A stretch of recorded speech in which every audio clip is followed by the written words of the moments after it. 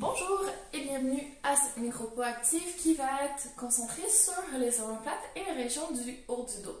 Donc ça inclut la colonne au niveau thoracique qui est supposée avoir plutôt une petite syphose, donc une légère bosse, et les épaules devraient être un tout petit peu en avant ici, pas surélevées, pas en dépression non plus, vraiment neutre entre les deux. En théorie, quand on vient toucher nos clavicules ici devant, on devrait les sentir. Donc si vos épaules sont trop en arrière, un peu de type militaire, là vos clavicules sont complètement cachées. Si vous êtes vraiment trop enroulé, vous les voyez beaucoup, vos clavicules, vous pouvez vraiment les saisir complètement. Donc ce qu'on veut, c'est un peu un entre-deux, que vous soyez légèrement capable de toucher vos clavicules, mais pas trop. Donc vous voyez, c'est une position légèrement enroulée. Mais si vous remettez de la longueur, que vous vous autograndissez, vous n'avez pas l'air non plus courbé. C'est une position qui est fonctionnelle, qui ne crée pas trop de tension. Parce que quand on tire les épaules en arrière, là on est en rétraction, oui. Du coup, les omoplates se collent une contre l'autre. Tous les muscles entre deux sont obligés de les tirer vers la colonne vertébrale. Donc ça crée beaucoup de tension dans le haut du dos.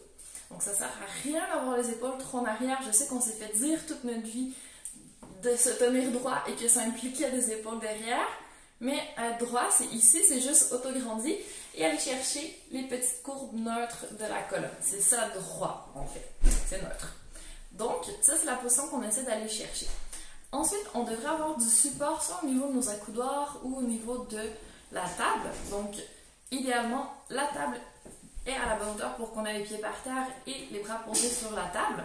Si jamais c'est pas tout à fait le cas, on essaie de faire vraiment en sorte d'avoir les bras posés sur la table, quitte à mettre un repose-pied dessous. Mais ce qu'on veut surtout éviter, c'est que la table soit trop basse, qu'on n'ait pas d'appui, puis qu'on soit obligé d'utiliser tous nos trapèzes, ici, les petits muscles, les rhomboïdes entre les omoplates pour tenir les bras toute la journée. Quand on tape sur le clavier, quand on écrit, quand on consulte des documents, à la fin de la journée, on finit comme ça, puis on a super mal en haut. Donc c'est vraiment pas le but. Quand on a la table ou les accoudoirs pour poser nos bras, on peut relaxer les muscles en haut.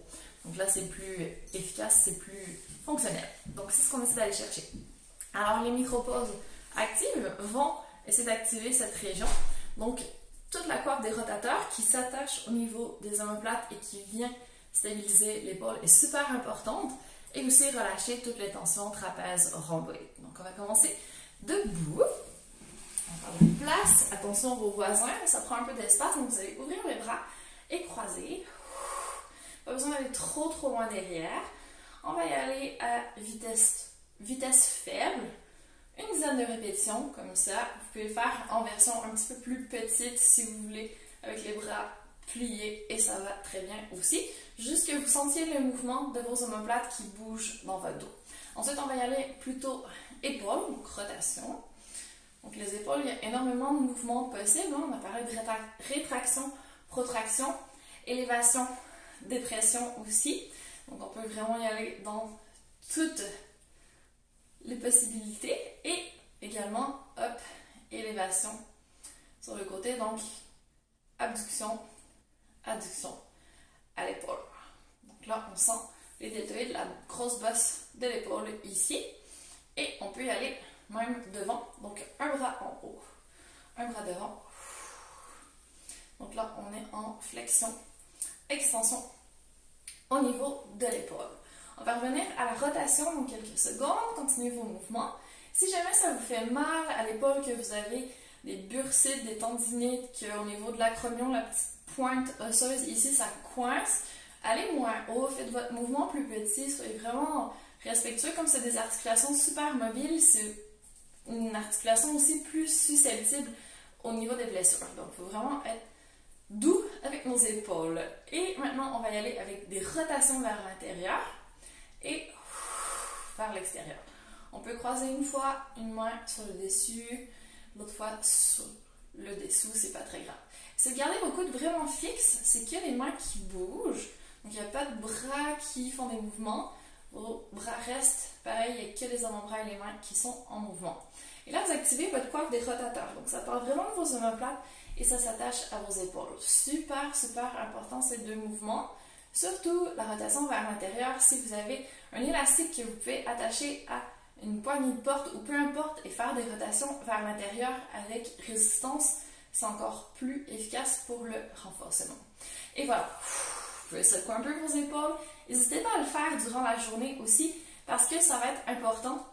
On veut vraiment essayer de relâcher toute la région qui est ici, les trapèzes qu'on appelle. Donc, ceux-là, on peut les étirer en mettant une main vers le bas, inclinant la tête sur le côté ici. Et là, on sent le stretching. Donc, plus on presse la main du côté opposé, plus on le sent. Ensuite, on peut jouer un peu en descendant le menton ou en montant. On va aller chercher la portion un peu plus devant ou derrière. Attention à votre nuque. On va de l'autre côté, même chose. Respirez bien, encore une fois, ajustez, testez. Si vous avez un bras que vous utilisez un peu plus que l'autre, vous allez peut-être sentir une différence aussi. Et vous pouvez relâcher. Ensuite, pour aller chercher la portion qui est plus près des omoplates derrière les trapèzes, vous pouvez faire un grand câlin comme ça ici. Donc, ce qu'on veut, c'est vraiment amener les épaules devant pour mettre sous tension les muscles entre les omoplates. On peut partir un petit peu en flexion vers l'avant aussi. Vraiment lâcher la tête. Encore une respiration.